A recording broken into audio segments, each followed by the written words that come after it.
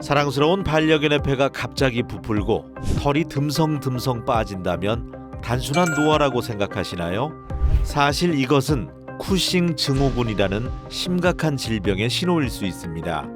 강아지 몸속 호르몬의 균형이 무너지면서 발생하는 이 질병은 조기에 발견하지 못하면 반려견의 삶의 질이 크게 떨어질 수 있다고 하는데요. 강아지에게 흔하게 발생한다는 쿠싱 증후군은 무엇이고 어떻게 치료할 수 있을까요? 안녕하세요. 토크닥터 팬 노소정입니다. 오늘은 수의사 한진수 선생님과 함께 쿠싱 증후군에 관한 이야기 나눠봅니다.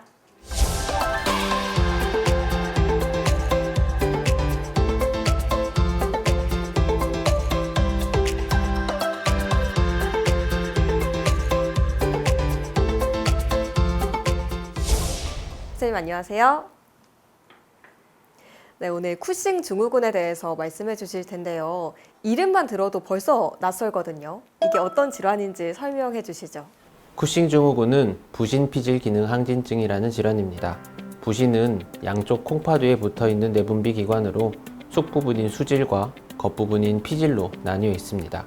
수질에서는 아드레날린이라는 호르몬을, 그리고 피질에서는 알도스테론, 코티솔 등 여러 가지 호르몬을 분비합니다. 이 중 코티솔은 면역력과 근육, 피부 상태를 조절하는 호르몬입니다. 쿠싱 증후군은 다양한 원인으로 피질에서 분비되는 코티솔의 농도가 높게 유지되어서 몸에 여러 가지 이상이 생기는 것을 말합니다. 네, 이런 쿠싱 증후군이 생기는 원인도 궁금합니다. 쿠싱 증후군의 원인으로는 노령성 변화, 부신 기능의 조절을 담당하는 뇌하수체의 이상, 부신의 종양, 스테로이드 호르몬제의 장기간 투여 등이 있습니다. 소형견 기준으로는 반려견 쿠싱 증후군의 원인 중 뇌하수체 이상이 약 80% 이상을 차지합니다. 그러면 이 품종에 따라서 쿠싱 증후군이 더 많이 발생하기도 하나요? 쿠싱 증후군이 자주 발생하는 품종으로는 비숑 프리제, 요크셔 테리어, 푸들, 시추, 닥스훈트, 슈나우저, 비글, 복서 등이 있습니다. 하지만 품종 소인보다는 연령과 체중에 따른 증상의 발현이 좀 더 주된 원인입니다. 또 일반적으로는 수컷보다는 암컷의 발병 비율이 조금 더 높습니다. 네, 우리 반려견이 쿠싱 증후군 걸렸다고 하면은 바로 또 치료를 받아야 될 텐데 좀 이 쿠싱 증후군을 의심할 수 있는 증상 같은 게 있을까요? 쿠싱 증후군의 주된 증상은 다음, 다뇨, 다식입니다. 또 간의 비대와 복근의 약화로 복부팽만이 보이고 피부가 얇아지며 등 부위에 대칭성 탈모가 보이기도 합니다. 그리고 뇌하수체에 큰 이상이 있다면 관련된 신경 증상을 보이기도 합니다. 네, 이런 증상들이 보이기 시작하면 바로 병원에서 좀 검사를 받아봐야 될 것 같은데 어떤 검사들이 이루어지나요?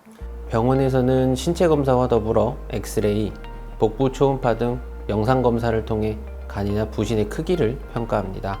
또 혈액 검사를 통해 백혈구 수치, 혈당, 간 수치, 고지혈증 등을 확인합니다. 이후 ACTH나 LDDST 같은 상위 단계의 호르몬 검사를 진행하여 부신의 자극 정도를 확인하고 쿠싱 증후군을 확진합니다.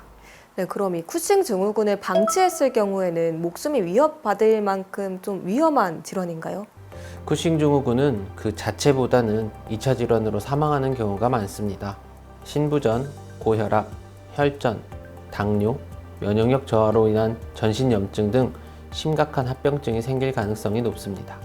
이게 얘기를 듣다 보니까 계속 표정이 저도 막 진지해져 있던 것 같은데 좀 이 치료 과정은 어떻게 진행되나요? 쿠싱 증후군의 치료는 원인에 따라 조금씩 다릅니다. 가장 많은 비율을 차지하는 뇌하수체가 원인인 경우에는 코티솔 합성을 억제하는 약물을 복용하면서 간 보조제, 혈전 용해제 등 여러 가지 보조제를 병용합니다. 반려견마다 약물에 대한 반응성이 다르므로 초기에는 2에서 4주 간격으로 호르몬 수치 검사를 하면서 약물 용량을 조절해야 합니다. 호르몬 수치가 안정된 이후에도 3에서 6개월 간격으로 모니터링이 필요합니다. 그리고 부신의 종양이 원인인 경우에는 수술적 제거가 가장 확실한 방법이지만 호르몬 질환의 특성상 환자 대부분이 나이가 많아서 마취 위험도가 매우 높습니다.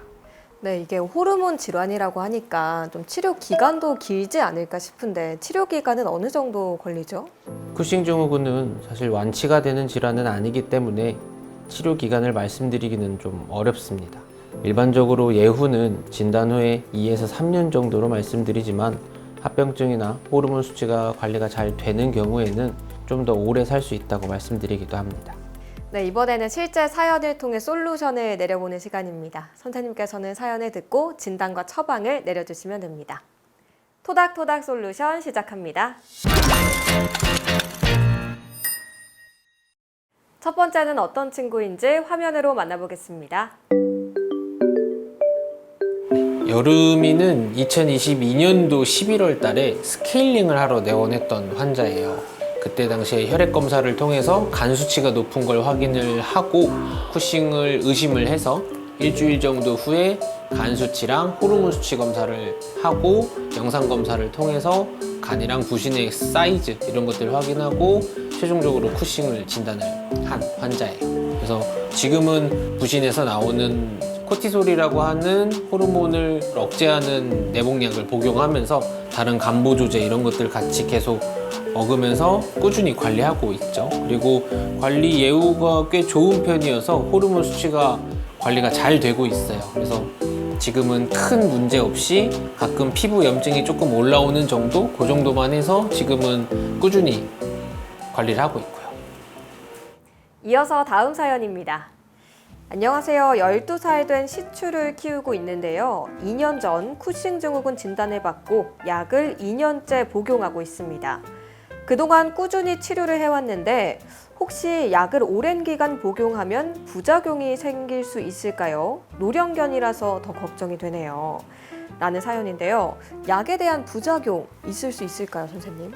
네, 쿠싱 증후군을 관리할 때는 일반적으로 코티솔의 합성을 억제하는 약물을 복용합니다. 하지만 치료약물 용량이 너무 높게 설정되어 있으면 부신의 기능을 과하게 억압하게 되면서 반대로 부신피질 기능 저하증이 생길 수 있습니다. 이는 다른 말로 에디슨 증후군이라고 합니다. 이를 막기 위해서는 주기적인 간격으로 모니터링이 필요합니다. 네, 다음 사연도 들어보겠습니다. 안녕하세요. 저희 강아지는 10살 된 비글입니다. 최근 쿠싱 증후군 진단을 받고 치료를 시작했는데 식이요법이나 일상생활에서 주의해야 할 점과 어떤 특별한 관리가 필요한지 알고 싶습니다. 라는 사연인데요. 보호자분들이 좀 알아둬야 될 주의사항 같은 게 있을까요? 2016년도에 영국에서 진행된 한 연구에 따르면 평균보다 체중이 높은 반려견들이 쿠싱 증후군을 앓고 있을 확률이 정상 체중인 개체보다 약 1.44배가 높다고 합니다. 또 면역력 조절이 어려워서 만성적인 피부 염증을 보일 수 있습니다. 따라서 식이 관리 및 체중 관리와 위생적인 생활 환경이 중요합니다. 많은 도움 되셨나요? 지금까지 토닥토닥 솔루션이었습니다. 네, 이번에는 퀴즈를 통해서 쿠싱 증후군에 관해 더 쉽고 재밌게 이해해보는 시간입니다. 건강상식 능력고사 시작합니다.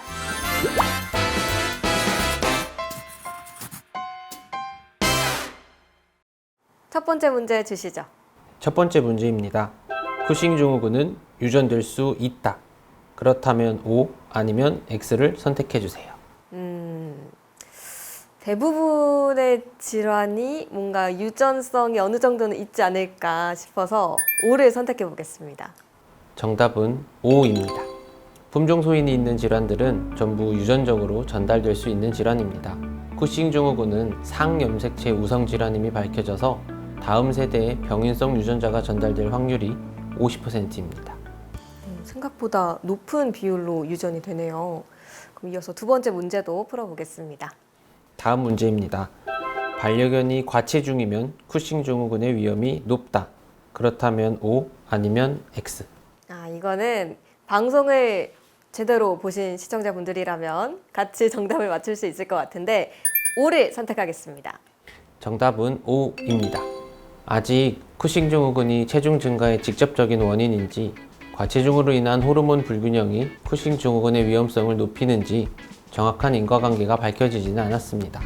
하지만 앞서 말씀드린 것처럼 정상 체중인 반려견보다 과체중인 반려견이 쿠싱 증후군을 앓고 있을 가능성이 1.44배가 높은 것은 사실입니다. 시청자분들은 정답 많이 맞추셨나요? 지금까지 건강상식 능력고사였습니다.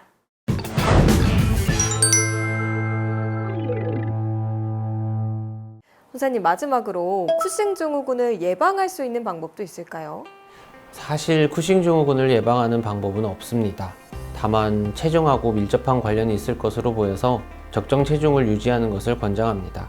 또 조기에 발견한 쿠싱 증후군은 그래도 관리가 잘 되는 편이므로 정기적인 건강검진을 통해서 반려견들의 질병을 조기에 확인하는 것이 좋겠습니다. 토크닥터 펫, 오늘은 한진수 선생님과 함께 쿠싱 증후군에 관한 이야기 나눠봤습니다. 다음 시간에도 반려동물을 위한 유익한 의학 정보로 인사드리겠습니다. 함께해 주신 시청자 여러분 고맙습니다.